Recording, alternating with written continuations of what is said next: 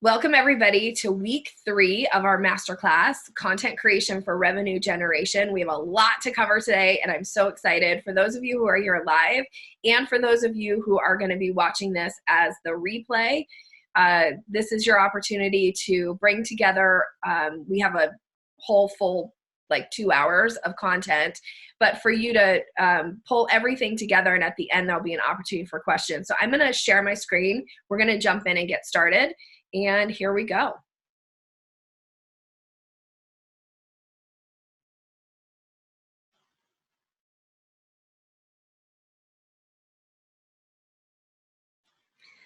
All right, so let's talk about what are we going to talk about today.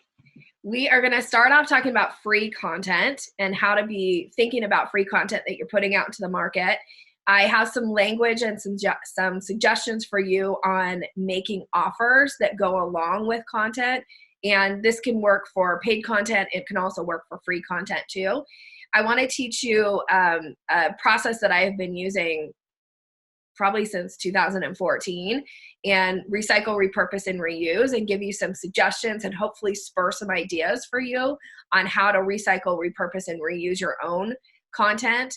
We'll talk about some suggestions, language suggestions on promoting your content, making sure that you are using your network to help do that. And then I have a special offer for the people who are on this course, and it's a limited time offer. So I'm going to give that to you at the end. So if you're watching this as a replay, you only have until December 23rd to take advantage of this. So I'm just going to put that out there. This is we'll see what you think, but I think it's a pretty exciting offer for those of you who are in the course to take a next step. So that's coming. All right, so we are going to start on page 17 of your manual today, and we're going to talk about free content first. So with free content, the purpose of free content is to give people a taste of what they can expect when they hire you. There's some fill in the blanks here in the workbook on page 17.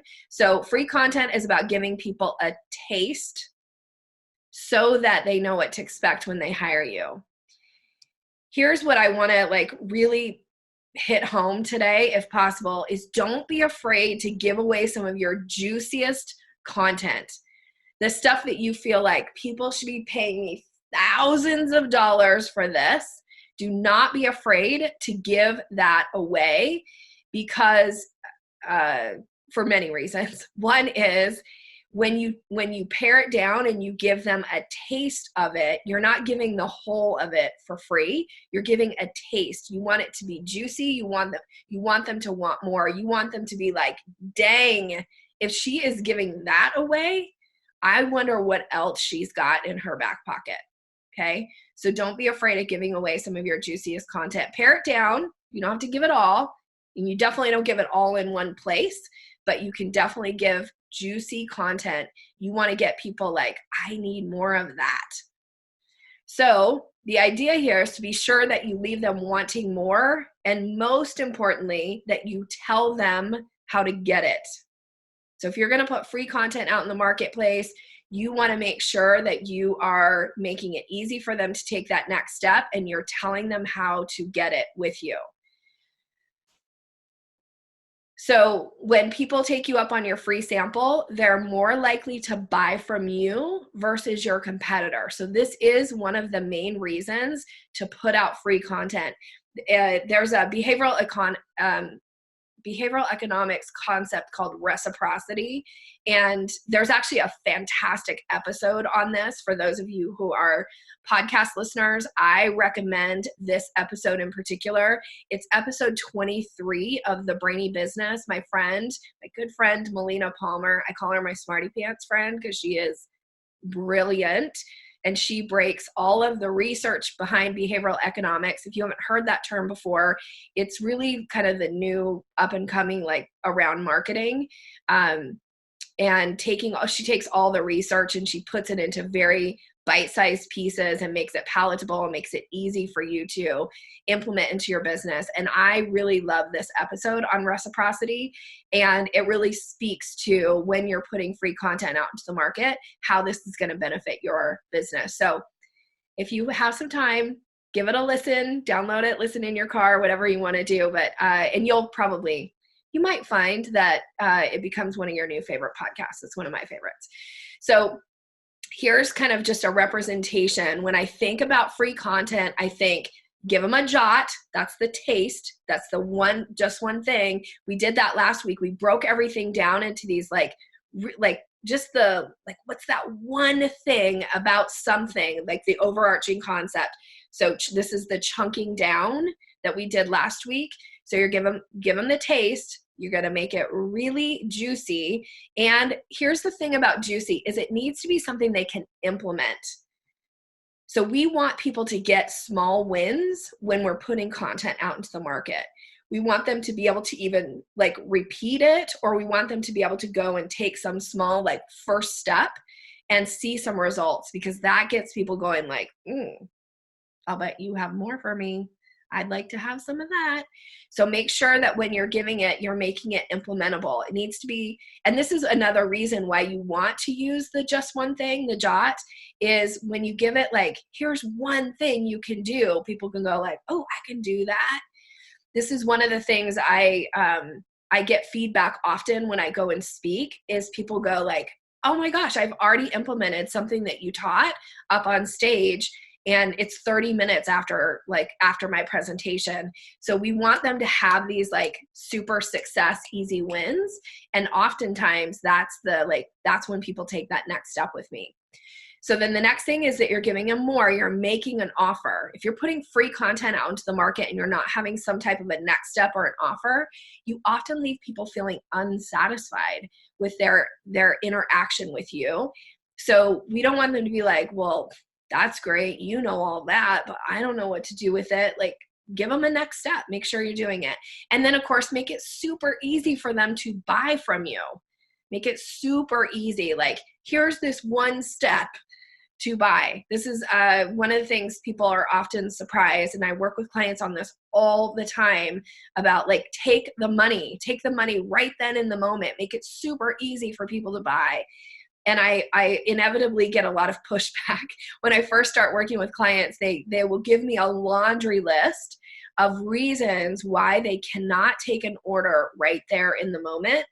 Now, if you're sitting where you are at your desk or wherever you are today and you're thinking, yeah, Nikki, that won't work for me, we might need to have a conversation about it. So maybe we can chat about it during the Q&A. And I want to be really respectful here, that I understand that there are times where you do need an opportunity to go and put together a proposal. But if you're putting together a proposal, there should be a really easy next step for somebody to buy. And it's okay. I will take people's money before they sign a contract with me. If they're ready to pay in that moment, I will happily take the money, because then now it's easy for them. And that's the point. Okay. All right, so I want to shift gears here and talk about making an offer, and I have some language suggestions, those of you who like this. This is also on page 17. So a couple things you want to think about when you're making offers. Really important that you pre-frame, okay? Pre-frame is that you let them know that they're going to have an opportunity to get more. In NLP, there's a presupposition. It's known as pre-framing is worth a ton of reframing. I'm going to say it one more time. Pre-framing is worth a ton of reframing. So we want to make sure that we are pre-framing, giving people there's going to be an opportunity for you to get more. Maybe some of you know that I just did this when I started the presentation today. I pre-framed that there's a special offer. You're going to want to check it out. There's a time associated to it. That's my simple little pre-frame, because it's really satisfying to people's brains when you get to that place and you lay out the offer, because now it's okay, she completed the loop, she filled in the missing pieces here. I feel satisfied, whether they take action on it or not. So it's super important. If you're not pre-framing, this is something I do when I go and speak. Obviously, it's something that I do when I teach courses. It's oftentimes when I'm putting content out into the market, there's some type of a pre-frame in there in some way for people.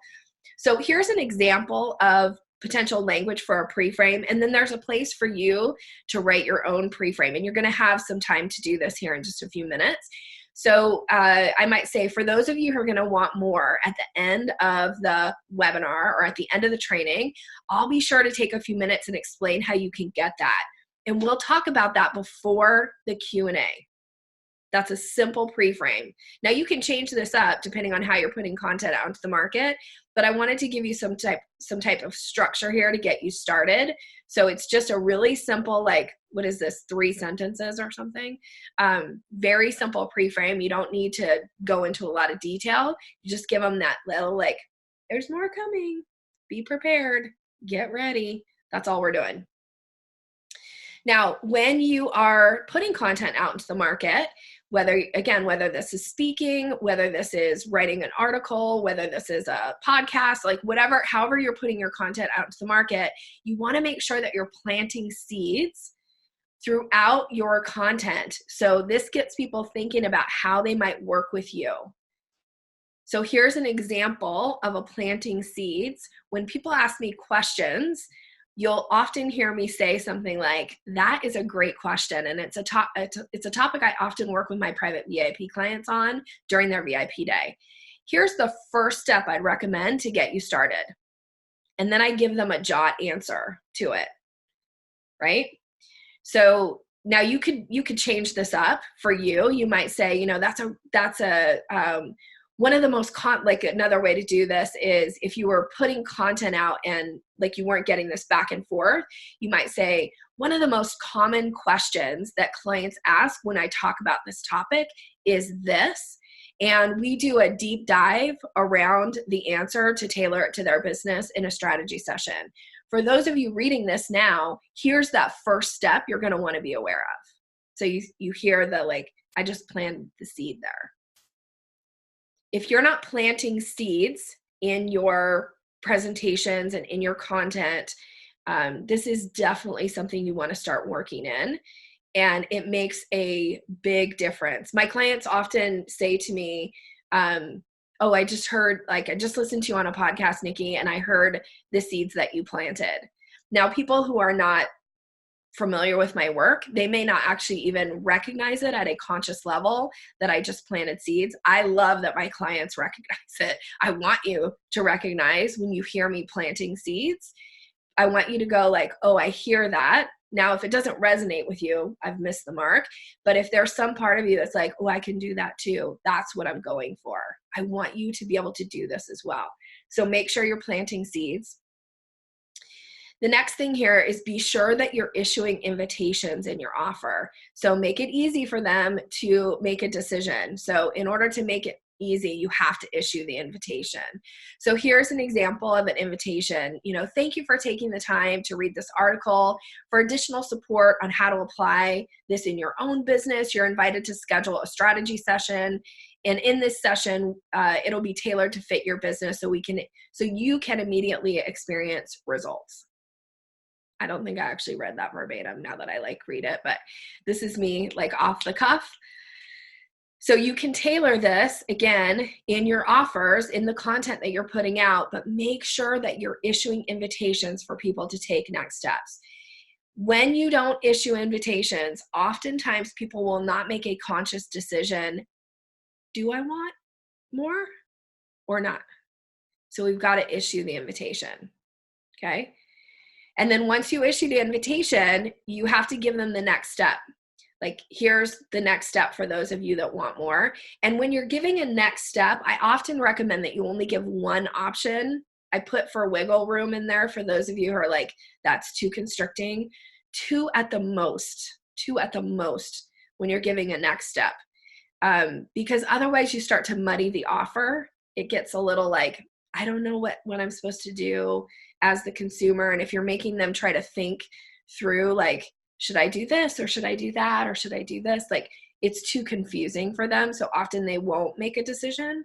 So make sure in your next steps, it's really clear. Here's an example of language. For those of you who already know that you want more, here's a special offer that's available right now through the end of today. And then I insert the offer and then how to get it or how to pay for it. Make it super simple. When I go and speak, I give out these this is an example of one of mine. This is an offer that I put out. It's separate. People can like check what they want. They can click, by the way, this looks like it's 3 offers. It's really only 2. But they can put their credit card information in here, and then it's got this little like carbon copy. So people fill these out when I go and speak and take advantage of whatever the special offer is. So that's something I've been using for a while now.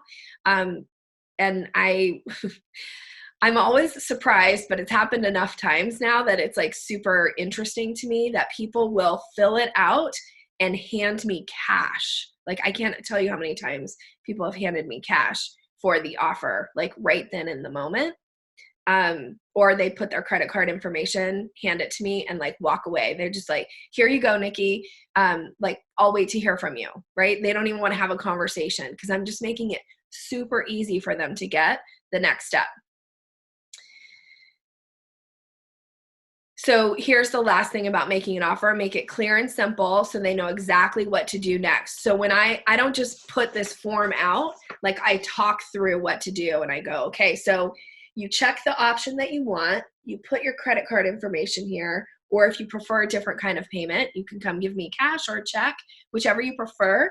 And then make sure you take your copy and give me the white one back. Like I like lay it out for them. I make it super easy for them to take whatever the next step is. Okay, so I want to give you some time to kind of work on some of these scripts. So whether it's the pre-frame, whether it's the actual offer itself, if you know you've got something coming up or you have content that's about to go out into the market, take a look at these. And here's what I'm going to ask you to do. I'm going to give you a few minutes to do this. How much time am I going to give you? Let's see. I am going to give you, I'm going to see where you're at 10 minutes. If you need more time than that, well, I'll give you a little bit more time, but let's give you 10 minutes. Try to at least work through 3 of these. You might get through all of them. And again, this is, don't feel the pressure of like, I've got to get it just right. At least get something written down. This is you ability to start to create some templates for yourself. They can always be tweaked. I change mine all the time. As a matter of fact, you hear that like, even when I'm like putting it out there for you, I don't even read it verbatim. Like it just comes out the way it comes out, right? So don't be overcritical about this. All right, so it's 9:25. I'm going to give you till 9:35. Of course, you can ask questions in the chat box, and then I'll come back and open it up to questions on this section. Go ahead and get started.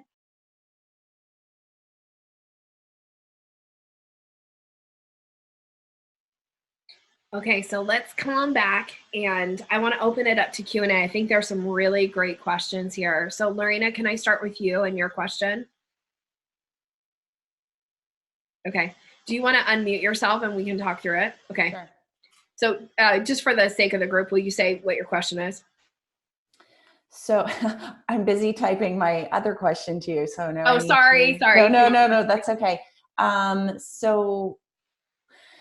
So I'm wondering this idea of issuing next steps and an offer, if this is something that is only appropriate for your, like when you're facing potential clients, prospects, like in like this, where you're doing a webinar style session, or you're actually in front of people at a speaking engagement, or is like, where is there too much, right? Like, you know, in your social media posts, how far are you going down these steps? Do you ever offer an invitation in your social media posts? Yes. So I love this question so much. And so to dig in a little bit around this is when I go on podcasts, there's always a next step offer, and I plant seeds throughout. When I write articles, there's seeds planted throughout, and there's usually a next step if I've done what I'm teaching you guys to do. Sometimes I forget, frankly. And then I go back and go like, dang it, right? So I do it there when I'm writing like sales tips. Now, if I'm just like posting something like, you know, in my social media on Fridays, we post like funny Friday type stuff. No, there's no call to action for that. That's more about just like keeping like front of mind for people to see things. One of the reasons why we do the Friday thing is because they get shared a lot, which also then boosts people to see other content from me.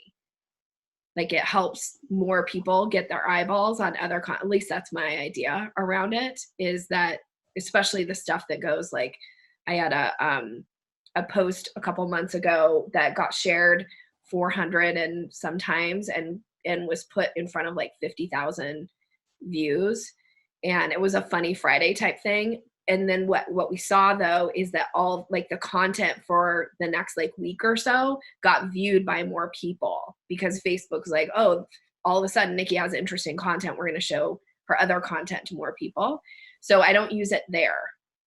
But if it's something around like what I teach and what I do, I try to make sure there's some type of a next step.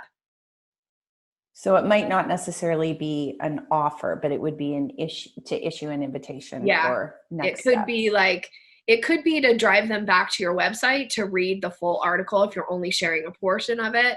It could be to sign up for something. It could be your opt-in offer, right? Or it could be to schedule a discovery call with you, which is maybe a free call or something like that. But if you're not putting those things in, if you're not thinking about them now, that's what I really want you to start thinking about, is putting them in. Do they need to be in there in every single thing? No, because that's probably going to be overkill. But like I'm working with somebody right now, and she's even saying to me like there should be a daily offer, and I'm like, oh, feels like a lot, right? But what I'm seeing is that not everybody sees. We think everybody sees everything that we put out, but they don't. Mm-hmm. Yeah. Yeah. Okay. Thank you. I do have another question. If we have time to come back. Let me come back to you with that. Susie, you had a question for me too. And now I got to jump back and see. Will you tell me what it was? Is basically, so if I'm doing a pre-recorded class that is not like yours where everyone's doing it at the same time, how do you put that limited quality to your offer? Like if you're going to make a special offer for them to take, like to buy it? Yeah, because I definitely follow the idea that if people aren't going to buy unless there's a deadline, or they'll buy better, faster if there's a deadline. Yeah, I think you just pick times to really like push it. It should all, like if you want it to always be available, like people can join my society anytime, every day. And sometimes they do, right? Like out of the blue. But other times I make conscious like marketing type, I do webinars that drive people into the society. So then there's some type of a limited, like take action now to get this, or so that you can, be a part of whatever's coming up, right? So I would say, think about how you can put some parameters, like maybe if you're teaching if it's an online course, maybe you do a webinar and that you offer some special. It doesn't always have to be a discount either, by the way. Sometimes it's a bonus. And the bonus doesn't always have to be some like ginormous thing, right? Like I just worked with a client this last week who we're kind of outlining her webinar, and she was like, well, I'm already giving them, people who sign up are already going to get like an extra strategy session for signing up for my mastermind. And I was like, but let's give something to everybody who fills out the application, because we want more people to fill out the application. And so I had seen one of her opt-ins. I was like, give this away. And she's like, is it enough? And I'm like, yeah, if you make it sound like it's something they're really interesting and they're going to benefit from. So it doesn't have to be like huge. As a matter of fact, sometimes huge is overwhelming to people. It needs to be something that's like bite-sized and easy for them to do. So for her, it's like this 1-page PDF on how to prioritize the things in your life, which is super interesting, right? To me. I think I might end up just limiting when I offer the course, when I release it, then I may be able to have some more specific. I mean, some people do the open and close carts, but if you're going to do open and close carts, make sure you have a waiting list. Like let people at least sign up to be on the waiting list for when the cart opens. Oh, for when it opens. Okay. Yeah. Okay. Stephanie, you also had a question for me too. Hi. Hey. Well, kind of along the lines with what Lorena was talking about with other contexts to use the pre-framing. So Yeah. like if you're doing emails or writing like a LinkedIn article, or like how do you use it when it's not like a face-to-face conversation with someone?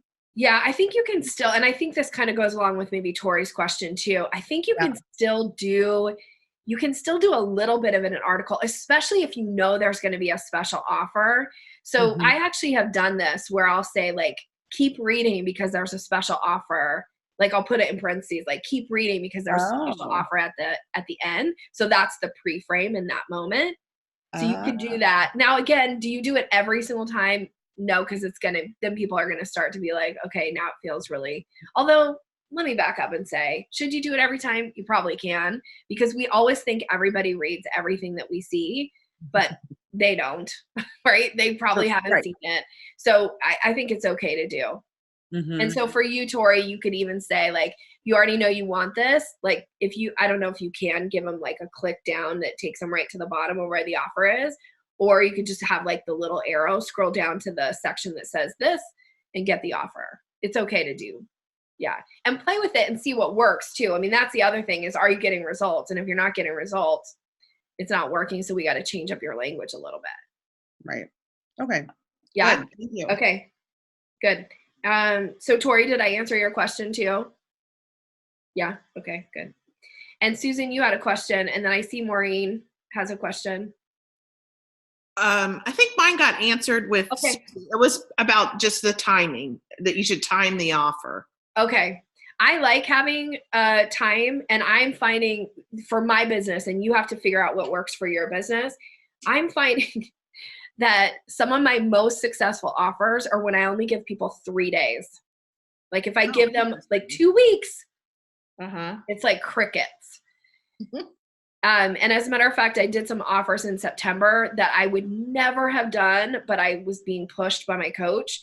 And I made an offer on a Friday afternoon, which I never do, that closed on a Sunday. And I try not to email people on weekends because I feel like those are your weekends. But in this particular case, in order for me to fulfill my agreement with my coach, I had to do it. It was one of my most successful offers. Wow. I still feel a little nervous about emailing people on weekends, but you got to figure out what works and be willing to do it. Okay, great. Yeah. Okay, Maureen, I saw you have a hand up, and then Lori, I'm going to come to you. And if you, Marcia, did I miss you? Your hand is up.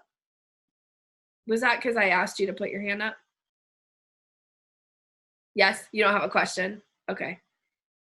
Yeah, I just had a comment. Oh, Nikki, yeah. which is you actually pushed me to do one of these pre-framed offers, add it to my lecture, and I like wrote it in big like red type so I wouldn't forget to do it. And then I handed out these sheets for people to sign up, and because I was never able to close the deal, now I sell. Now they take advantage of it. But you laughed when I told you this, but I have to remind them that this piece of paper they have in front of them is not something to take home. It's only on the spot to leave it behind. Yeah. So last time I gave it, they left it behind. Good. So, but I had a whole bunch of signups. Good. Great. Congrats. Yeah. So it works. It definitely works. Pre-framing definitely works. So it's just a comment to say, yes, Nikki, what you tell us actually does work. Thank you for the validation. I like that. I do walk my talk. So I'm not teaching you guys and asking you to do or encouraging you to do things that I do not do. As a matter of fact, most of the time I test things constantly. And I also sometimes do things counter to what I teach just to like reaffirm like, oh no, works better when you do it this way. Right. So I do these. Okay, Marcia, I'm sorry. Did I miss you? I feel like I missed you. I did. Okay. You unmute yourself. Let me unmute you. I'm unmuted. Oh, there you go. Good morning. Good morning. Good morning. So my question was the pre-framing. Because I'm in direct sales, do I just stay there? I don't have a lot of time to engage someone. You know what I mean? And I want to use the jot. Absolutely.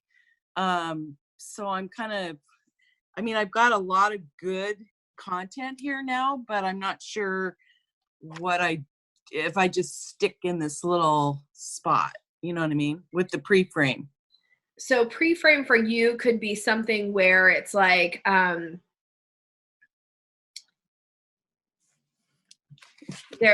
just like trying to make something up off the top of my head. Like there's a reason people are saying they'll never go back. And for those of you who haven't tried it yet, here's your opportunity. And then you talk about whatever it is. Like that's a pretty simplified pre-frame for you. Mm-hmm. Okay, I'm going to jump through a few here because I feel like there's a bunch of questions and I want to keep going for time. Susan Grant, I missed your question too. Did I not? Did you have a question? No? Okay, sorry. Lori, I know you have a question for me. Did I have a question? Wait, maybe I did. Oh, sorry. Is it safe to say that you could issue the invitation almost every time you have an interaction with someone, whether it be face-to-face or on like an email? Like I had an email thing with someone last night and she was kind of trying to lead my process. And I said, oh, I would love to work with you, but that's not how I work. And, you know, but I would love to still work with you. And here's the next step. And she said, well, can we do it this way? And I said, well, not really. It doesn't work that way. But I'd still love to work with you. So this is the next step. So we did a lot of that. So is that a safe assumption? So if you're getting a lot of back and forth like that, I would try to take it off email and say, what do you think about us just getting on a phone and see if we can find a solution that works for both of us? Doesn't mean that you have to change your process. Thank you. We got cut off and that's why we had to go to email. We just lost each other on the phone, but yes, thank you. Yeah. So I would just like try to circle back and get on the phone. Because when you're doing this like back and forth and you feel like, why is this person not getting what I'm trying to say? This is where I always go back to the NLP presupposition. The meaning of your communication is based on the response you get.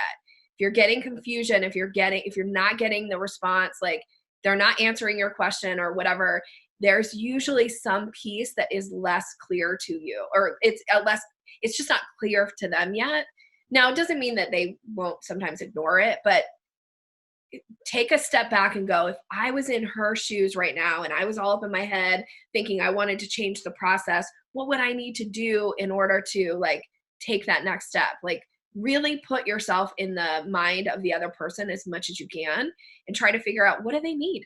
What are they saying? Like what's here when I look at their words? What can I take away from this? I did use the clients hiring me all the time to do exactly what you need me to do right now. So, but she was trying to lead the process, and I've learned through my other design groups that we can't allow that to happen. So, but every time we did, I think it was 3, because she's talking to her husband, and that happens a lot. And I just kept issuing the invitation. This is the next step. Let's schedule this. So it seems to me like for me, since I don't have any content out in the market right now, I'm always issuing the invitation, because like what you said that stuck with me so much is when you leave someone's conversation and you don't invite them to do business with you after they find out what you do, they're left feeling unsatisfied, or maybe thinking that I don't think they can afford me, or they don't need me, or their house isn't whatever. So I just find it, I'd be happy to work with you, or I always leave off with the, if I can ever be a resource for you, please. And I just feel like that's a nice way to close the loop. It is. Yeah. I love that you're doing that. It will make a difference with people, like give them something in their mind. Okay, we got to move on. But Lori, I know I missed your question, so I'm going to come to you, my friend. So it's just real quick. When you gave the example of the Friday offer, for something like that, would it be I'm going to say a smaller offer? Like, would that be for joining the group, or is that, what was it that you think made that so successful? Oh, it was like it was a rockin' deal, frankly. And it was something I'd never done before. And I was pretty aggressive about it, which I tend to not be very aggressive. So I think it was an unusual thing. And people are like, oh my gosh, I have 3 days to do this and this is it. Now, the other thing that I did is I sent an email on Friday with the offer. And I got honestly, I'm trying to even think if I got any signups on Friday. I might not have. And then I was like, well, this is a dud because I have those. And then Saturday I sent an email and I got a few. And then Sunday I sent 2 emails, one in the morning and one in the afternoon, saying like, this is it. This is the last day. And I got a ton of signups that day. And so, but it wasn't like a VIP day offer. No, it was a pretty low priced offer. Okay. But back to Lorena's question too, because I think this works here. And she's asking, like, do I always make the low price, like low hanging fruit offer? No, sometimes I do a higher priced offer. I do think about my audience though, and what did they pay to be in this room with me? Or that's one of the ways that I kind of establish. So like going and speaking at a conference where people have paid $1,000 to be at that conference, I think you can make a higher priced offer because these are people who invest in themselves. If you're just sending it out to your list of people who've just been on your list, sometimes it's hard to put a offer out to them and see results with a higher priced offer. That's been my experience anyway. And then sometimes in my master classes, I do make an offer that's like a few $1,000 offer. That's not what it's going to be today, by the way, just to give you a heads up about it. And I have gotten business doing that too. So think about your audience. Like my people like you who are in this class with me today, you invest in your business in some way. So if I make an offer that fits for you right now and has like a limited time for you to take action on it, it's pretty, I would say, I think of all the master classes I've ever taught, there's only been, I think, one time that nobody took me up on my offer. I don't even know if that's true. Somebody might have came back a couple days later and said, like, I really want this now. I'd say, pretty please, can I say that? Can I have this? Okay. If I've missed your question, I'm going to keep going and I will try to catch it in the chat, and, or we have some more Q&A time, but I want to keep going for the sake of content because there's more coming. Okay, give me a second here. I'm going to share my screen again.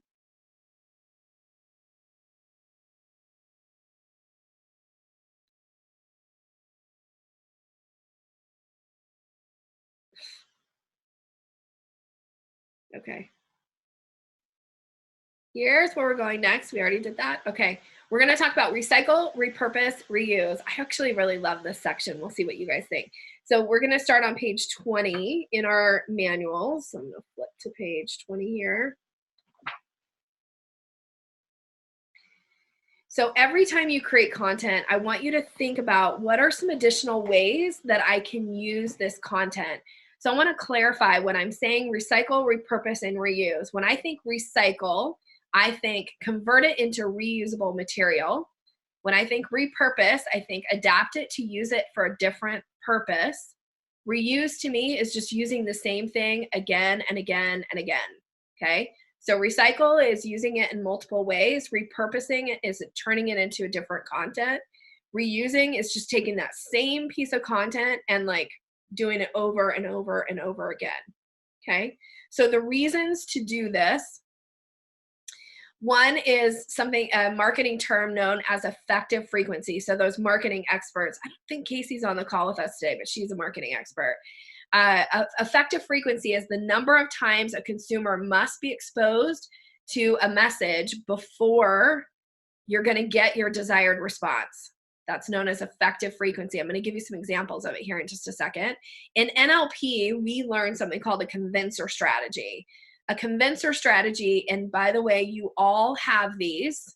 They're context specific. So in certain contexts, there is a certain number of times you have to hear about something, read about something, experience something, and basically say no to it before you say yes. Now, does this mean that everything is eventually going to be a yes? No. But there are things that you might hear about for the first time and go, dismiss, nope, not for me. And then it comes back around in another way, and then you're like, nah, not for me, no. And then it comes around again, and you're like, maybe, I wonder if I could use that. Like, I feel this way about stuff. This is why you see Facebook, like, ads pop up over and over and over again. I remember there was one a couple years ago, and it was, I think they were targeting me specifically for it because I get really hot. And it was this thing that you wore on your wrist that was supposed to like send this pulse to make you cool down. And the first time I saw it, I was like, that is ridiculous. Like, who would buy that thing? It's so stupid. And then I saw the ad again many more times. And pretty soon I was like, I really wonder if that works. Like, I would really like to be cool. Now, I haven't actually bought it because I don't like to wear things on my wrists. But to walk around with something that actually makes me feel cooler when I'm always 1,000 degrees, pretty cool, right? I've completely like changed my mind. That's my convincer strategy. They've almost hit it. And actually, if they probably made me like a super aggressive offer, I probably would buy it and test it. So when you're getting, this is why it's so important that you recognize buying signals, which I'm not going into those today, but one of the reasons I teach buying signals is because when people keep giving you buying signals and they're not giving you a yes, but they get another buying signal, that's just their convincer strategy, like speaking up. You just haven't hit their convincer strategy yet. Okay, so I want to show you some examples around effective frequency. Was that what it was? Yeah, effective, the marketing term. So here's a few. You might recognize some of these. The thing that I want you to take away from this, oops, sorry, dang it. This is my fingers going too fast here. Now I went too far back. Effective frequency, convincer strategy. Okay, Nikki. You know the Got Milk? They've been using that for 21 years. The Just Do It, it's been being used for 26 years. Tastes great, less filling. Since the 70s. The 70s they've been using this one. Good to the Last Drop. Most of you probably recognize these. 97 years they've used this. Melt in your mouth, not in your hands, 60 years. And Breakfast of Champions, that's been being used for 87 years. So when you think, can I continue to say the same message multiple times over and over and over again? If you recognize these like little snippets here, the answer is yes, because it works, right? So I'm going to show you some examples of recycle, repurpose, and reuse and how I apply this to my business. And then I want to give you some time to think about this for your own business as well. So when I think recycle, so this is taking something and using it in multiple ways. I think about when I do a guest podcast spot. So the reason I do it is it's searchable content and it's evergreen content, right? But I don't just do a guest spot and leave it there. I actually always issue an opt-in offer on the guest spot, which then drives people to my email list. I also take that, some of you know if you read my blog or newsletters, I take that and I turn it into a blog. And the reason for that is because that's content for my website. It also helps with SEO. I then take that and turn it into a sales tip, which is my newsletter. It's my way to stay engaged with my audience. I take it also and it gets shared on social media. And I tend to share things on Facebook, Instagram, and LinkedIn. And then I also put it on my website as a free resource. So it gets put into my website multiple times. So this is how I recycle things. I don't just do it once and let it go. I recycle. I look for ways to just keep putting it out there over and over and over again. And all of this stuff usually happens within a week of a guest spot airing. Okay. Now here's an example of how I repurpose content. A while back, I wrote a blog post called, "Are You Fumbling the Close?" And so again, it gets recycled. It becomes a blog post. It becomes a newsletter. It also becomes content on my social media. But when I think about repurposing it, I want to show you some different ways that I was able to take it and turn it into something else. So I took that blog post and I turned it into a free webinar called Closing the Sale. After I did the free webinar, I took the blog post and the content in the webinar and I turned it into an ebook, which is still my opt-in offer today. You can go on my website and download it right now today, called Closing the Sale. I then took that, all three of those pieces, and I turned it into a keynote talk called Closing the Sale. I don't actually have the little thing in front of me, but I'll show it to you in a second. I then took pieces from the Closing the Sale keynote and I put it into my Converting Consultations into Revenue, which is a training that I offer for my corporate clients. So I have I'm doing this 3 times next month. for 3 different corporate clients. But here's the thing. This content originated all from a blog post that was written, I think I wrote it in 2016. And then I also take it and I have put it into content that's in my membership platform called Converting Consultations into Paying Clients.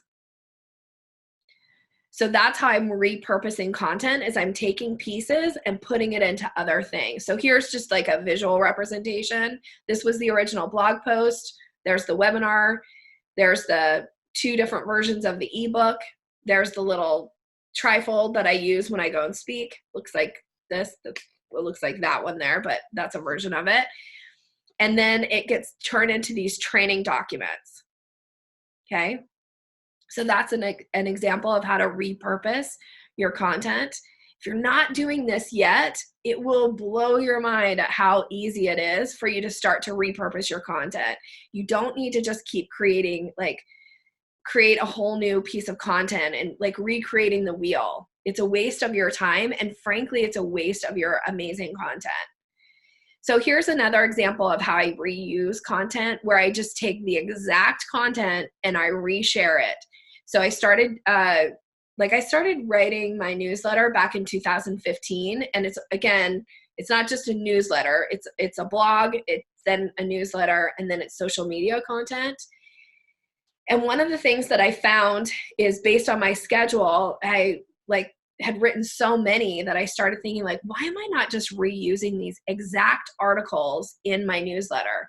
So I am now. So I now will go back and take stuff from 2015, 2016, 2017, 18, and now 19, and it will get repurposed, and I will share it again without changing it at all in my blog and newsletter. So I started doing this in 2018, and I found that I can share it in 2018, I can share it in 2019, and nobody even noticed.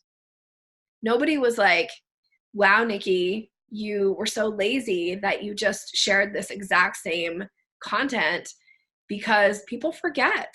Maybe they saw it back in 2015, but maybe they missed it in 2018 and saw it again in 2019. Do you think they remember? They don't. So I want you to be thinking about how you can recycle, repurpose, and reuse your content. So there's a place in here for you to come up and do this. So I'm going to give you some time to do this. Where are we at on time? I'm going to give you 10 minutes to play with this a little bit, play with some ideas around it. And we're going to come back at 10:17, and then I'll open it up for Q&A. Okay, go ahead and get started.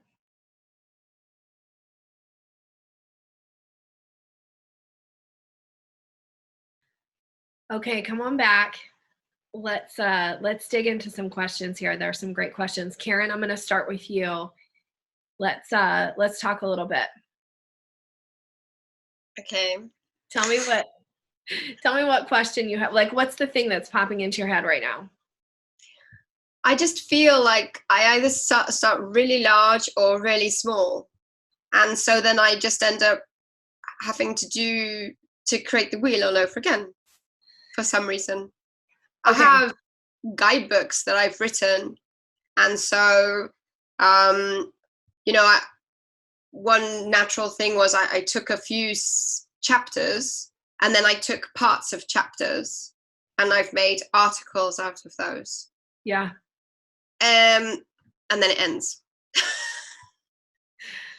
So what if you went back to all of those and you reused them again this year for 2020? Just the exact same thing that you did before? But I've just done them now. The book is... Oh, you just did them now. Okay. The book came out in 2017. I've just done those now. And then when you're posting those, are you driving people back to buy the book? That's the idea. Yeah. And I wanted to ask about that from the earlier part. But yeah, so everything should drive back to buying the full book. Like, I used to do, I'd have to see if I can find one really quick, but the first book that I ever wrote, which I don't have, I don't have close to me. which was the 6-word lessons on influencing with grace, I used to take like one little piece of it, and I had an image on the background that you could see like the cover of the book, kind of, it was faded behind it. And I would write like, here's tip 13 from the book. And I would just post that like sentence and drive people back to buy the book if they wanted more information. So like a kind of top tip regarding going to see the drumming here, one, and then go to the buy the book to find out all about what to do. Yeah. And you can plant the seed nice. and say like, so in the book, there are 10 things you're going to want to know about the drumming, but here's the one that you need to know first. Because now when you say that, anytime you say like you need to know first or something to know first, it always implies that there's a second, right? So that's the kind of stuff I think you could be doing. Does this feel a little bit more manageable? That's great. Tori has asked if I have a YouTube channel, and if I could create talking head videos. I haven't really started the YouTube channel yet. I'm concerned about doing talking head videos because I talk about tourism, and I feel like people want to see that stuff. They don't want to see me talking about that stuff. You won't know unless you try. Don't spend a bunch of time and effort doing something that doesn't like fulfill you in some way, but I'm just going to like, again, in support of you. And let's take this part of the conversation into the chat, because I want to make sure I get to other people's questions too. But you kind of don't know what people will watch or not watch until you try things. Be willing to try them.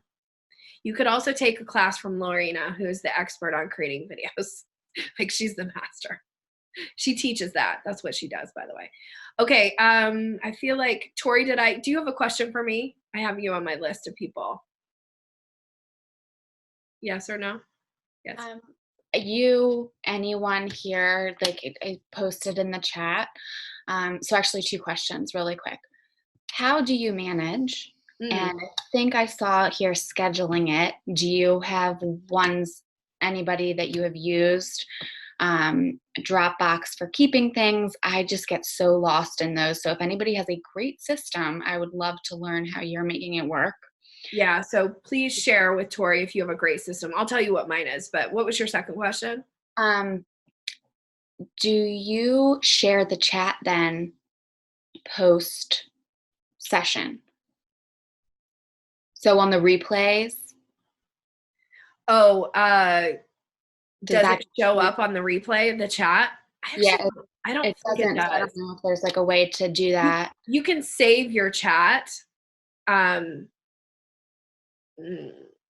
probably do get it. Nobody's ever asked me for it before. Okay. If you want to save it, but each one of you can save the chat if you want the chat. You can save it, and it'll send it to you. Thank you. I can't remember. Yeah, you just click when you're about to type a message, there's a little ... If you click the ... you have the option to save chat, and it just downloads it directly to your computer. Thank you, you brilliant mind. I love you so much. Thank you for saying. As far as managing content, Tori, all my stuff resides in Dropbox, and then I put them in folders in Dropbox. The other thing that has really helped is because I do have my membership site, the Sales Maven Society, every piece of content that I create, I'm going to say 90% of every piece of content that I create resides there in some form or fashion. So when I'm looking for something, I always go back there first and go like when I'm looking to repurpose an article, I'll go look in categories in the resource center. And like, I want something about rapport, and I'll like look through the titles and go, oh, I'm going to reuse this one. That's how I do it. So I do, that's how I organize it's not the best organization, but it works for my brain, the way my brain works. Everything's in Dropbox and in the resource center. Who else has a question for me that I haven't? Would you just unmute yourself if you have a question? I have Lorena. a question. Yeah, go ahead. So kind of along those lines of the reusing, I have access to, 2 years worth of social media posts, including the graphics, including the little write-up that we crafted, and Love it. endless content. But what I'm struggling with is how do I map that out for next year? Like, how do I reuse it in a strategic way? Like, we post 5 days a week. Yep. I have 2 years worth of content 5 days a week. How do I decide when I'm going to use the first week of January, when I'm going to use the second week of January? Okay, Do you have so a system? one of the ways that I have done it in the past, I'm not doing this anymore because I'm not posting my content. Like, I have people that I pay to post content for me. And so we do have a process. Like, this is what happens on Mondays. This is what happens on Tuesdays. This is what happens on Wednesdays. Thursdays, I think, is usually an open day, so I may go post something, and then this is what happens on Fridays. But one of the things that I used to do is I used to come up with a theme for the month, and then I would organize. It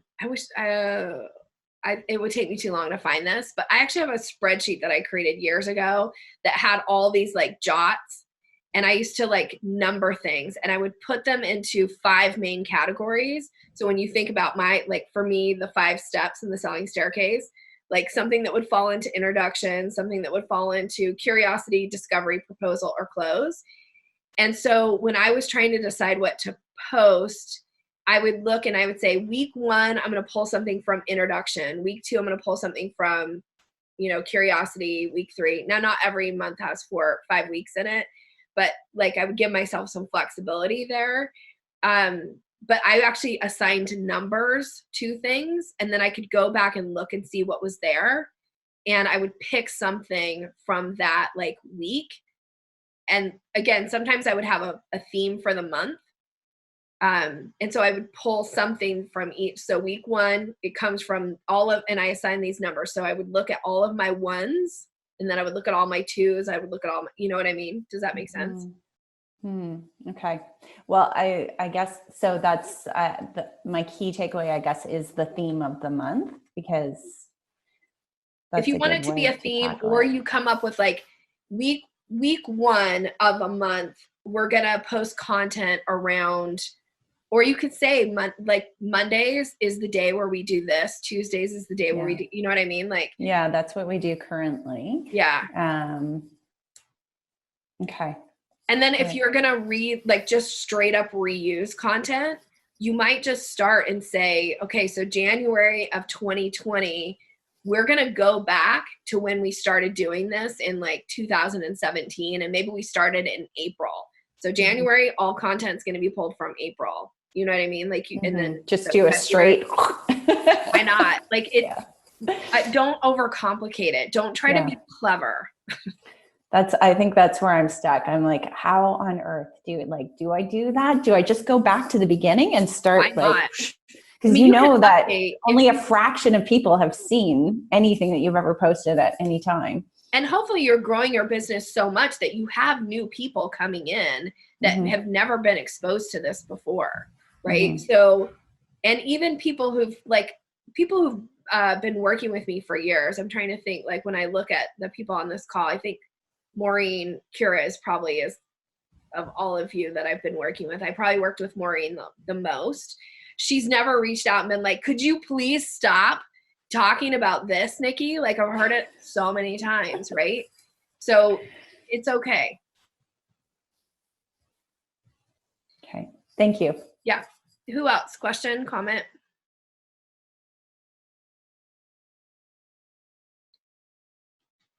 Okay. I am going to, I like that Susie says in support of you, Lorena, it would all be new to her. Thank you, Susie, for that. Okay, we're going to keep going. By the way, Maureen shared an article which was like 100 ways to reuse content or something. So if you haven't seen that in the chat box, you might want to check it out. I thought it was a really good one. Thanks, Maureen, for sharing.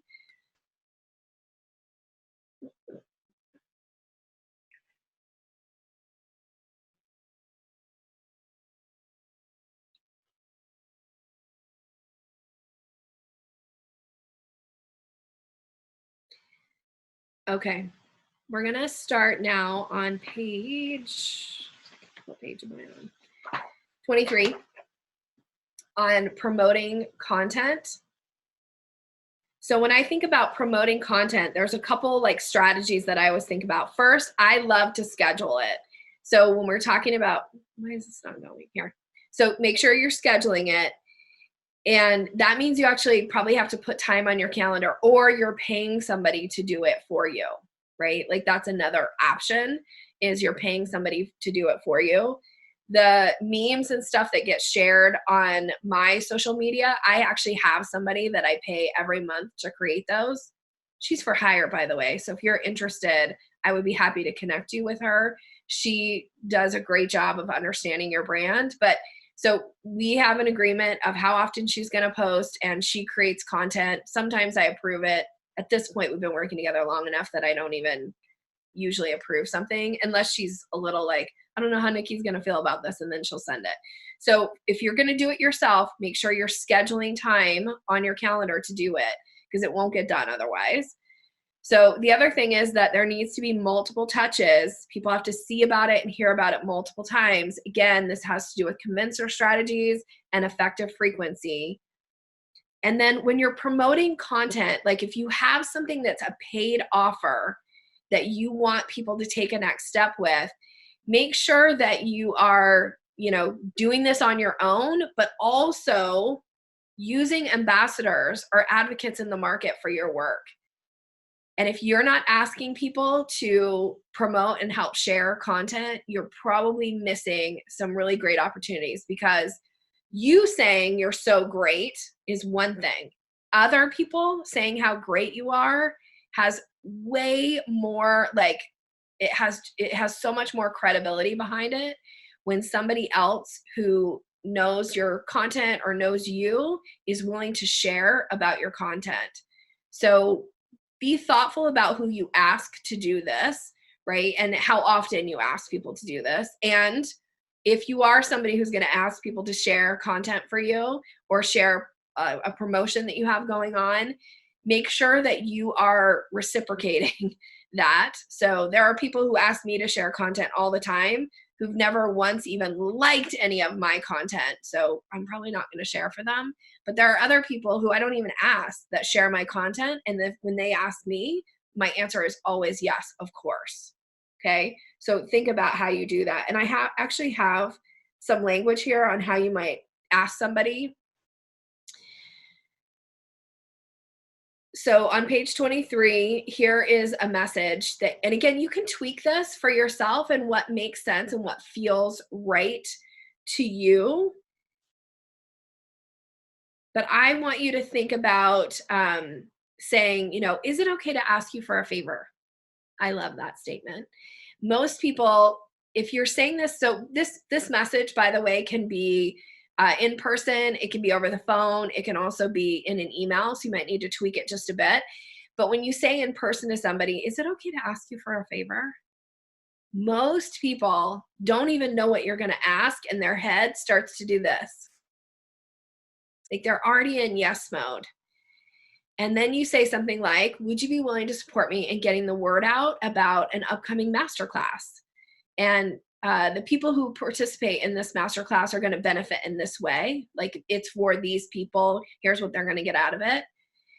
I like to give a number. I like to say, which 3 people do you know that would benefit from this? Or would you consider sharing it with them? Oh, sorry. And would you consider sharing it with them? You could change the number. I don't think asking for more than 3 is probably in your best interest. So sometimes I put 2. I don't usually put 1. I always say like 2 or 3. So whatever feels right for you. And then here's the information, and you can easily forward it on, post it on social media, or whatever makes the most sense for you. So put the information in there, like they call these swipe files. So if you've never had anybody like provide you with the information, it's so much easier when someone gives you like a swipe file, which is just the words that they could cut and paste if they wanted to. And then I always like to say, thank you in advance for considering this. And please reach out when I can be a resource to you in any way. Because I want to show reciprocity I'm willing to reciprocate.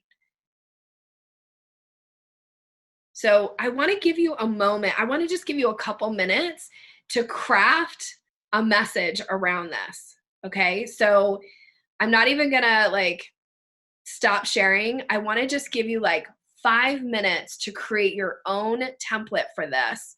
Because once you have this and it feels really good to you, it'll be so easy for you to just repurpose this and resend it, like send it out to people.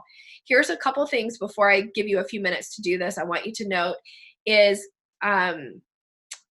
send these as individual messages. Do not send it out as like a broadcast to 30 people on one email.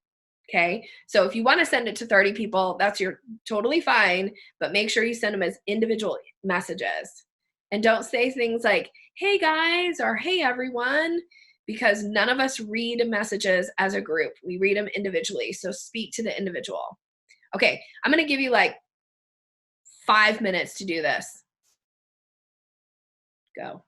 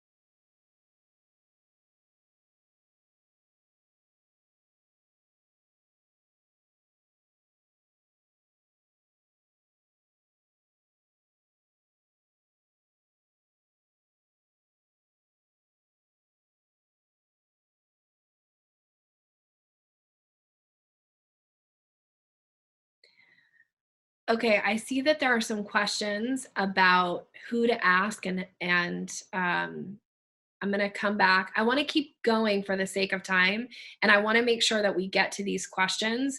So we are going to start to wrap up, and then I'm going to open it up to Q&A, but I want to comment on a few things. I'm also having a weird computer issue right now, so I want to get through the presentation so I can see if I can get out of this presentation to give you the information that you're asking. So as we start to wrap up a few things, I'm going to, like I said, I'm going to come back for Q&A. Before I do that, I am going to talk about the rest of the content that's in the manual for you. I'm going to make this special offer, and then I'm going to open it up to Q&A. Okay. So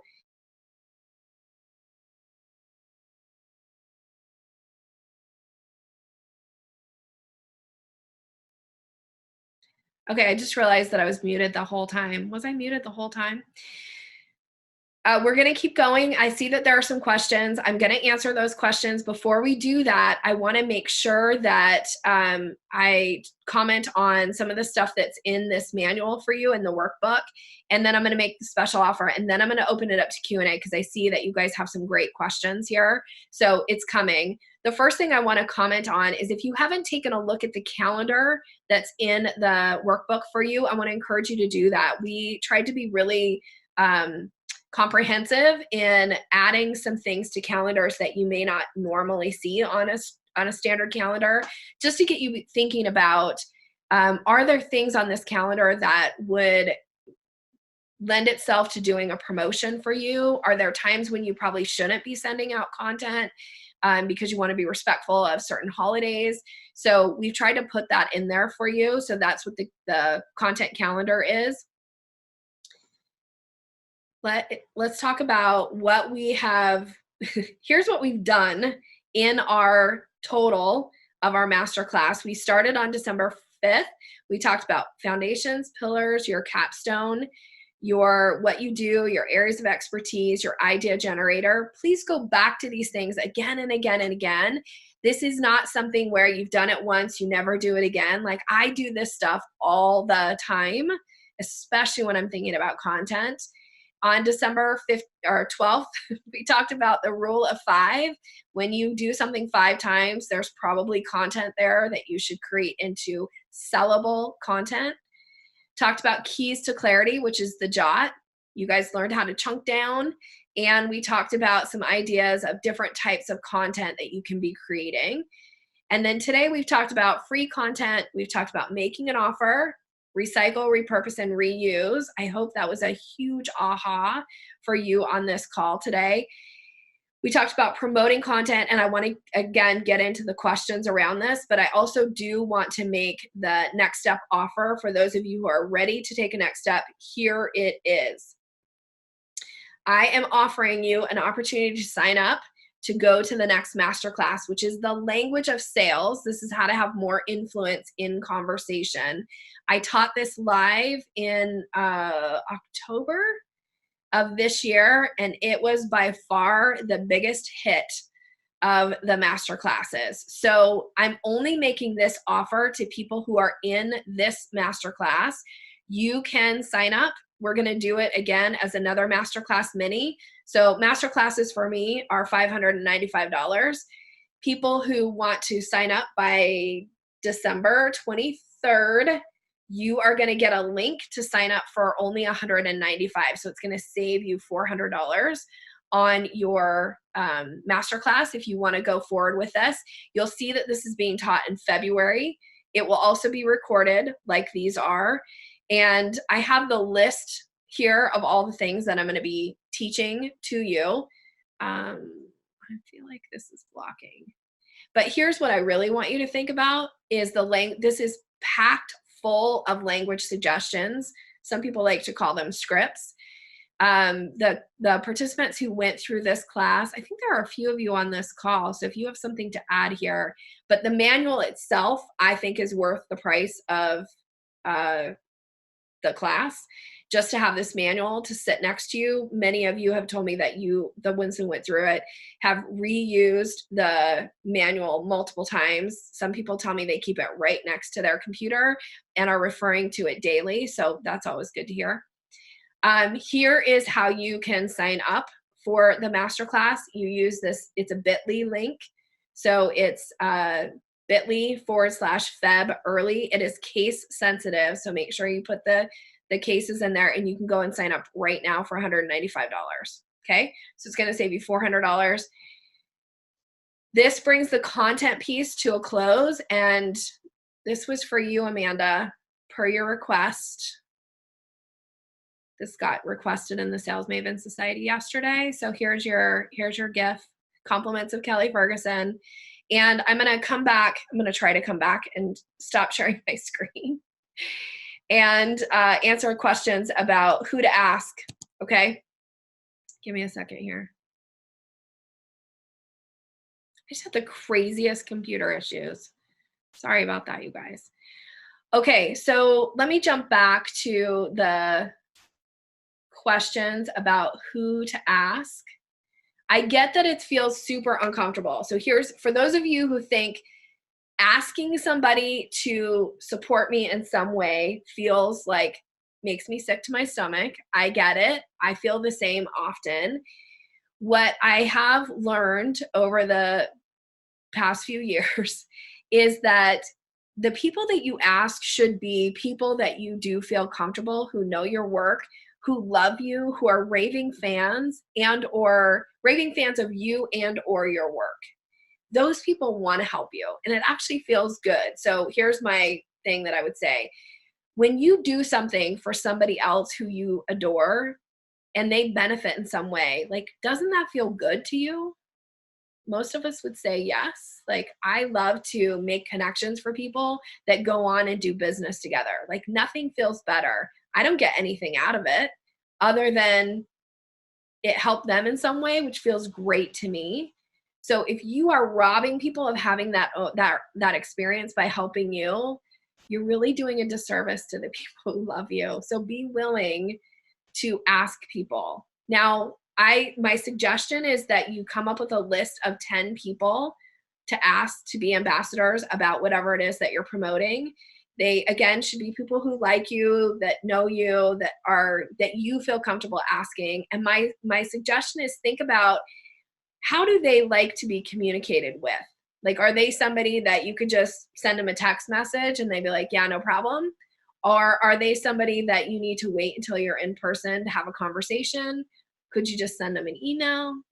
Like yesterday, I got a Voxer from a good friend of mine who asked me if I was willing to share something that she's promoting. And I was like, yeah, no problem.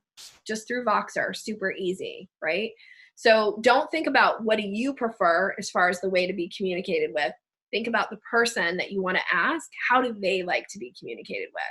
And that is how I suggest that you reach out and ask them. Let's see. So Karen, I hope that helps with the who to ask. Kate, you asked me to elaborate on a swipe file. So a swipe file really is just like a document, like a Word document or Pages or whatever you're using, that has like something that they could really just cut and paste into, like if they were going to share something on social media, that it's basically said something like, hey, my friend Kate is putting on a masterclass on presentations. I highly recommend her work. I've worked with her personally, and check it out. And here's the link to check out. And then they could use it or not. It's like, if they're like, well, that doesn't really resonate with me, I haven't actually taken her class, they could change it. Sometimes you give them multiple options. Like, I wouldn't give them more than 3 different ways that they could phrase it. But by giving them a swipe file, you make it super easy for them to just like send it out. Or it could just be that they forward your message, right? They could just forward the email. But as I'm trying to get better about doing swipe files. I did I put together some swipe files for people when I was doing my book launch, and I had a book launch team. So I put together a swipe file for them, and I will say I was blown away that the people, some of you were probably you were in the book launch team with me, that were willing to share. So by giving them the information, it just makes it easier for them to just copy and paste. So that's what a swipe file is. Okay, thanks. So it's more than just a visual. Yeah, like it's the language that you would suggest that they use. Yeah, okay, I'll have to poke around on that. Yeah, I think you could probably just Google swipe files and you see some examples. Okay, cool, thank you. Yeah, you're welcome. Let's see, who have I missed here? Do you recommend asking in person, Nikki? Okay, so Karen, it's really how that person prefers to be communicated with is my answer.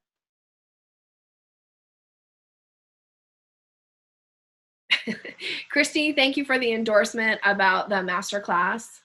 I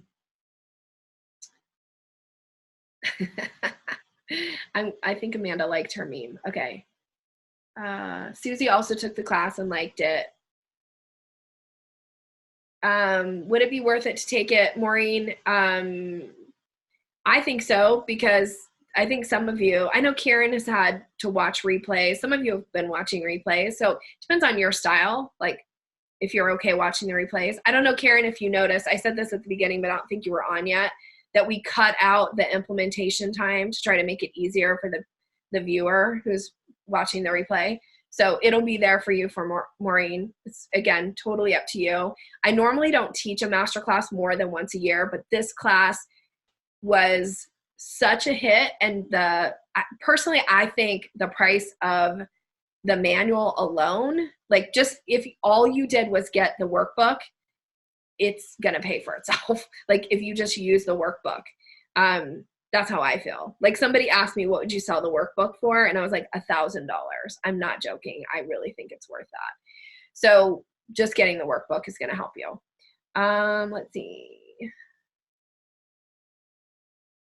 Yes, Amber, we missed you. That you got sick. Okay.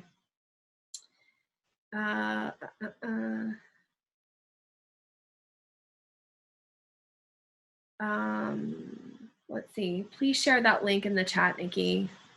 The link for Tori, was that for the person to help with what was that for? What link are you looking for? Oh, the link for the masterclass?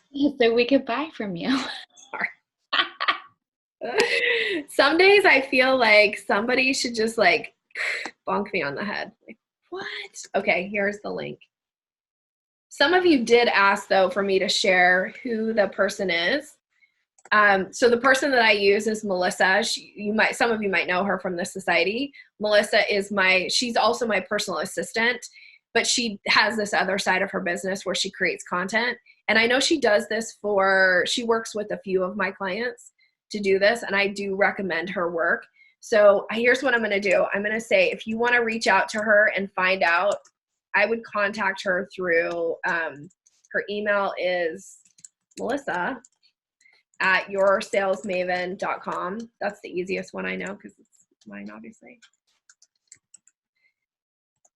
Reach out to Melissa and ask her, and I think she even, I will post this in the society. If you're not in the society yet and you want to join, let me know. But I will post, I think she has a special offer for society members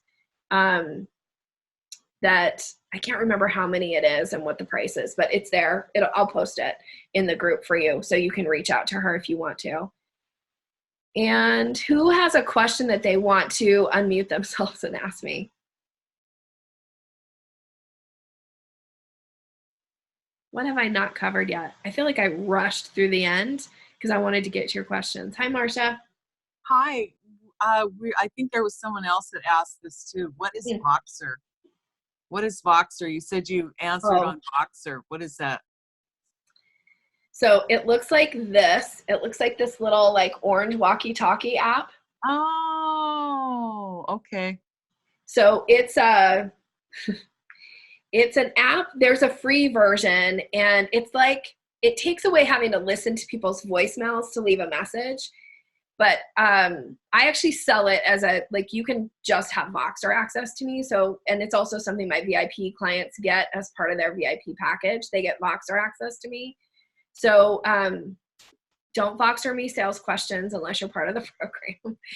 But I have friends that I Voxer with, and that's our main form of communication. Like I have a girlfriend that we Voxer weekly, and we leave each other. It's like we have these very extensive conversations, but it's like me talking and then her talking, and then you just listen to it whenever you have time. And then the other thing I love about Voxer, just because I swear I could sell the heck out of Voxer. I love this app so much. is that you can speed up people's messages. So if you have somebody who's a slow talker, you can make them talk really, really fast. I love that. Thank you. You're welcome. Who else? Question or comment?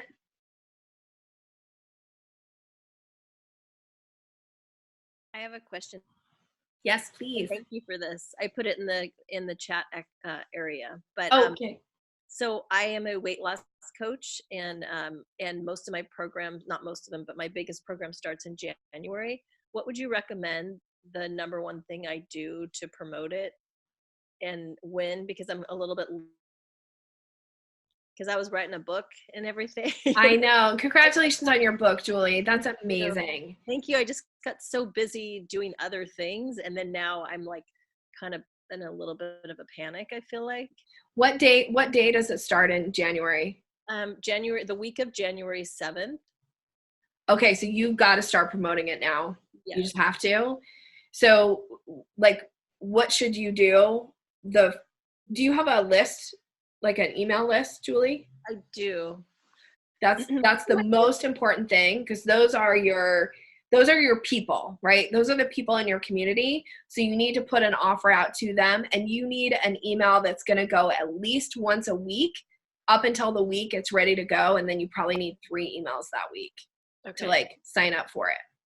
Most of my business comes from Instagram, from DMs. Okay. Almost all my business comes from. And okay. So you got to be promoting the heck out of it on Instagram. Like, I probably would have 1 post a day about it. Okay, that helps. And then for your DMs, make sure that when you're getting a DM that you're making it super easy. Like, put that link in there. Like Tori had to tell me, like, Nikki, hello, put it in the chat box. Like, put that link in there for people to just like click and sign up and be a part of it. Make it easy. Okay, great. Okay. Yeah. Yeah. And then if there's something I can do to help you too, let me know. Okay, perfect. Thank you. Yeah. Who else? Question, comment? Karen? Hey, it was just going back to the part about planting seeds and issuing invitations. And going back to my taster articles and getting people to actually think about buying the book, I'm wondering, should I be couching it more in the language of issuing an invitation? Because normally it's kind of something like, if you want to find out more, then, but it's different to issuing somebody an invitation, isn't it? So I don't use the word if very often for an offer. I say to find out more, click here, right? Mm-hmm. Or to buy the book, click here, right? Like, so you don't need if. And the reason I don't use if is because, one, I think it's way overused, and it's like, it slows people down. Like, hold up, think about it. Are you sure you want to buy it? And that's not what we want. If they're like forward momentum, let's keep that momentum going, right? So I try not to use if. I would also say like things like, in the book, you'll be shown blah, blah, blah. Click here for that information. So notice I don't say, if you want that information, click here. It's like, click here for that information. Or click here now. I also like to use the word now. That's NLP term known, it's an embedded command. So click here now, buy now, do this now. It's embedded commands. I'm going to teach embedded commands at some point to you guys in the society, because I taught them a couple years ago in a Masterclass. I think it needs to be like taught in really small chunks because it can feel big, but learning how to use embedded commands is important. Right. You know, were you at that class where I taught embedded commands? I can't remember. That was yours. Yeah. Okay. Are you using them? Embedded commands, Lorena? Like every day. Yeah. Including with my kids. Good. Yes. You can use them in all areas of your life. Okay. Another question, comment? I have just a comment. So one of the ways that we're planning to reuse our content next year is using previous articles and blogs, but redoing them as live video. So instead of like writing out like a script or everything, literally just like printing out what we did for a previous blog and then going on live video and doing that. I mean, we do video multiple times a week, but I hate doing live video personally. So this is me saying out loud. You will be seeing me on live video in January, because usually we just record, we edit, we do all that stuff behind the scenes. We do animate all the different styles of video, but it's not very often that we do live video. So we're going to give it a try. And because I really want to see the analytics to see if the live video is doing better than the other styles of videos where you create your video and then you load it to each of your social media places. But it's just, I never want to start from scratch with anything. So I'm just going to take the content that we've created in written format or we've done in our workshops before and do a little bit each week as live video. I love that. And thank you for being willing to put that out there. For those of you who were on the call on Tuesday that I did for the society, the bonus call, one of the questions at the end was like, what's something you're going to do that people have been asking, but you've kind of been like, you don't need that because you don't want to do it, but you know it's being asked for. So we had people like put things out like, I'm going to do this, right? And I also shared one that I'm going to do too. And when I think about the content that I'll be pulling from, it will definitely be pulled from all of my sales tips. Like it will just, I will be repurposing it, but in a new way. So I'm really proud of you for doing that and also saying it in front of the group. Does anybody else want to like? It makes me want to throw up a little bit when I say it. So I started sweating on Tuesday when I announced it to the group because I wasn't really ready to announce it. I started sweat. I was like, I like had to go upstairs when I got off the call and I was like, oh my gosh, freaking out. But it's like those things that scare you a little, right? Put them out there. Anybody else want to put something out there that they're willing to do? Be brave.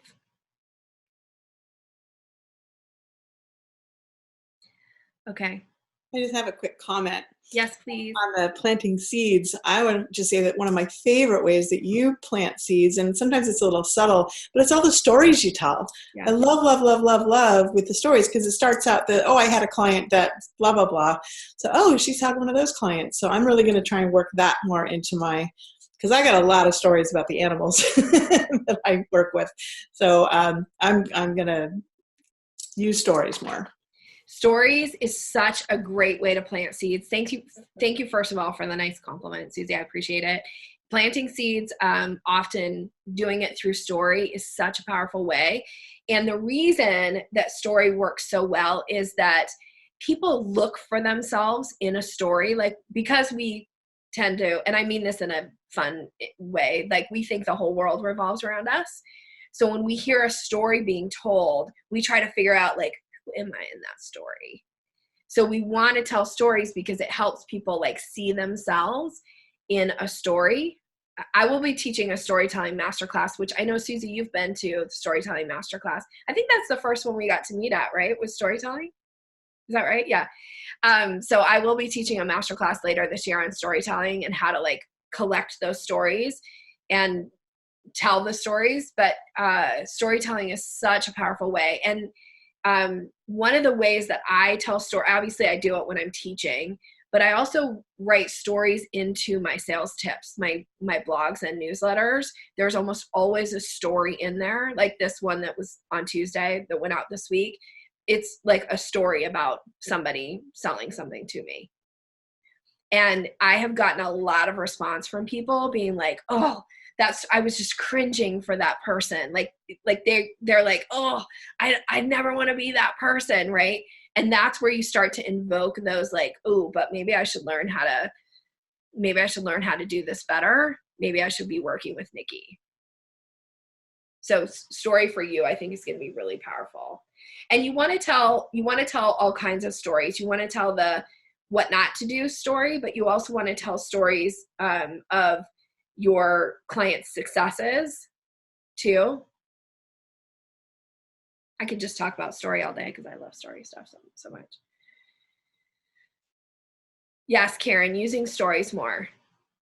Sharing stories about people who have used the book and what their experience they had.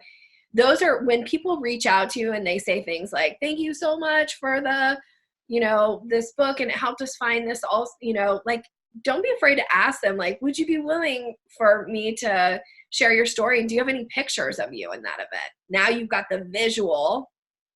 You guys have heard this saying before, a picture is worth 1,000 words. We all heard that story or that saying. There's another saying that builds on that says a story is worth 1,000 pictures. Because it just we love stories as humans. We're hungry for stories. Somebody wrote a book and they said the great hunger in the world is the hunger of story. Can I just add to that idea? The idea of client testimonials and transformation stories, that's one of the elements that we teach in our Video Fundamentals program, and something that we do, and we use it in several different ways. So when you get a testimonial from a client, first of all, you have to ask for the testimonial, yes, right? Yeah. No one should, everyone wants to give you a testimonial, but they want it to be perfect, right? So they just never get around to it. So you really need to make it easy for them, ask them. We try to schedule a time to get on Zoom with them. So even if they're not comfortable being on video, we grab their verbal testimonial so that we can transform it in multiple ways. And so we reuse it in all different kinds of social posts, whether it's a client spotlight. We use it as individual testimonials, like with a graphic with their written testimonial. We repurpose it into multiple styles of video. So if the client is willing to be on video, then we'll do video testimonials of them. If they're not, then we convert their written testimonials into video as well. And so, we also reuse them in our blog articles of like showcasing different styles of video. So because the power of story, especially from someone who has worked with you or bought what you offer, it's so powerful. So that's something that is really good to get as much as possible, and then reuse it just like Nikki's been talking about in this masterclass. You can use it in so many different ways. Thank you so much for sharing that. It's so important, and we can feel nervous about asking. Like one of my coaches just asked for me to do a testimonial of somebody I worked with last year and the year before. Some of you know her, Natalie Ekdahl of Biz Chicks, who I happen to think walks on water. I love her to pieces. And when she reached out, she was like, you're always so complimentary, and I don't know if it's okay to ask. Like, even she was like, is it okay to ask you to do this? And I was like, heck yeah, totally, I'll do it. And I don't care if I feel uncomfortable or nervous, but I shot a video testimonial, and then I was like, and by the way, if you want the audio, here's the audio from it too, in case you want to put it into your podcast. And she was like, oh, I never thought about putting it in my podcast. I don't know if she'll do it or not, but I was super flattered, first of all, that she asked me, right? Like, she's feeling, maybe I shouldn't ask Nikki for this, and I'm feeling like, oh my gosh, I'm super flattered that she wants my testimonial, because I feel like she could ask a million other people besides me. And maybe she did, but it's still nice. Amanda, I saw you came back on camera, so I want to check in with you. I was just going to put my super scary 2020 commitment out there into the universe. It's a program that I've been working on for the better part of 6 months, and I keep talking myself out of a little bit more time, a little bit more research, a little bit more this, a little bit more that, a little bit more time, whatever. But I've created a workshop. I've created a whole program. I have figured out now a million different ways to put it out into the universe to promote it and to get a little bit of traction behind it. I've spoken at 2 conferences this fall, and I still don't feel prepared, but it's ridiculous because I am. I've invested thousands of dollars in getting myself prepared for this. So it's going down in February. I'm so proud of you. Thanks. I am so proud of you. And that is amazing. There's a, this is a story that my NLP teacher, who was, she is a master storyteller. Like, she really is a master level storyteller, and she teaches storytelling. And I always remember this story that she told. I'm going to try to tell it very succinctly because it can kind of take a while to tell, but it was like, what am I trying to say? Like, there was this older lady who decided she wanted to grow flowers because she loved flowers. She just really loved flowers so much. And she just wanted to grow flowers. So she decided she better learn about growing flowers. So she did a bunch of research about flowers, and she even went to like the store and she would buy like books on flowers, and she found like what were all the tools that you need for flowers. And she went to like Home Depot and she like got all the tools that she needed for her flowers. And then she got this really cool chest to like put all of her stuff in. And then she organized all these books on her shelf about growing flowers. And then she started buying like prints of flowers, and she would hang them in her house because she really, really wanted to grow flowers.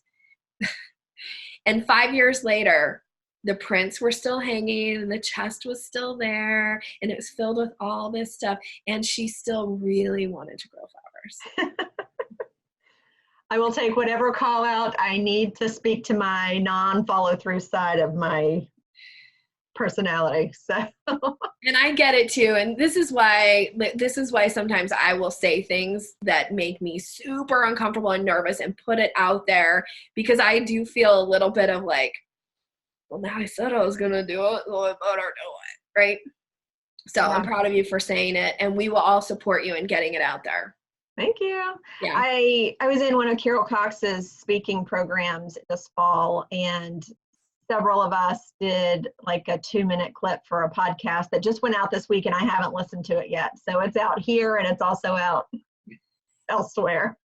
So I'm going to listen to that without freaking out this week. Yeah, don't freak out. Like, just give yourself grace and go plant flowers. Okay. Anybody else want to say anything as we bring this to a close? I know we're over time. So, Susan, was that your hand? Yes, I have a quick question, kind of a comment. Okay. In reference to the desired outcome for your content. Since I don't have any yet, I will be working on it in the new year. But for other people that are on the call, I was thinking, like specifically for Karen, who said that she wasn't sure that people want to see her. They want to see what, pictures or learn about whatever it is that you're teaching them about travel. It seems to me for designers, I've learned from my other gurus that everything we put out in the world is supposed to drive everyone back to your website. You want them to see your pictures. That's where your call to action button is. That's where you want to bring everybody back to for a designer. So I'm wondering where for everyone else, specifically for Karen, like where do you want to drive? What's the vehicle that you want your content to bring your client? I mean, the concept is to get them to buy from you or opt in or whatever your concept is that you want them to do, what your action is. But through what vehicle maybe do you want them to get the offer is what I'm suggesting to think about. For me, I know it's my website, but for others, maybe it's a manual or something else that you would want to drive them to, and then there they could take advantage of your offer or whatever it is. Maybe that would be helpful for people to think about where they want to drive the message to for them to take advantage of your offer. Yeah, I think that's a really great point. For me, when I think about what do I always want to drive behavior is I want to build, like list building is always a priority. So I want to drive people to my list. I don't care how they get on it. I don't care if they've never seen my website. What's your answer, Karen? Well, my short answer is I'd like them to buy the guidebooks, I guess. Mm-hmm. But is that being too short-sighted? I don't think so. How much is the guidebook? One is $20 and the other is $15. Yeah, I don't think that's short-sighted at all because it's not a huge investment for somebody, right? No. And then there are lots of links back to my website. What's that? There are links back to my website in the book. You may want to, like I'm such a big proponent of building a list. I think it's really crucial in business to have your list because I think you own it. versus like just building a bunch of followers and stuff like that, which I know works for some people, but having a list I think is really important. And learning how to utilize your list, I think, is also important for building business. So are you doing some list building? Yeah, I have a list that's, I would say, very healthy. It's about 1,000 people. Yeah. Good. And it builds slowly, three people a day, probably subscribing. But, like they've gone there, they've done it. And I'm not really promoting it yet, so I should. That's just people that went on the website and then signed up. So they've gone on the website and they've signed up. Are you doing something with the list? Like there needs to be now an offer, a sequence. Oh, well, there's the newsletter every month. Okay. I'm going to encourage you to like branch out a little bit and do something that when somebody joins your list, they get like a sequence of offer, like of emails. And then they're going to be on the newsletter list too. Like my people right now you get 4 emails from me when you join my list. And they come one day after another. They're supposed to be 7, but I got stuck on the 5th one. So far there's 4. But so it's about like getting people really comfortable and introduced to hearing from you. And I make an offer in 2 of them, 2 of the 4 emails. So I want to encourage you to think about that. Okie dokie. Okay. All right. Any other last share, question, comment? Going once? Going twice? Thank you so much for being here. Thank you for participating. I hope that you enjoyed this at least half as much as I did, because I really loved having this time with you. Every single one of you for your participation on whatever level that you participated was phenomenal. And I am happy to hear from you if you have some feedback, what you liked, what you didn't like. Be kind, please, with the what you didn't like, or at least send it to me tomorrow, and then you don't have to be kind. You can be really however you want. But I would like to hear from you. There's something that I could have done to make it better. I would like to know that as well. And I hope to continue to see you all. But in the meantime, please enjoy your holidays. Happy New Year. From the bottom of my heart, I just so appreciate each and every one of you. Thank you so much. Take care. Thanks.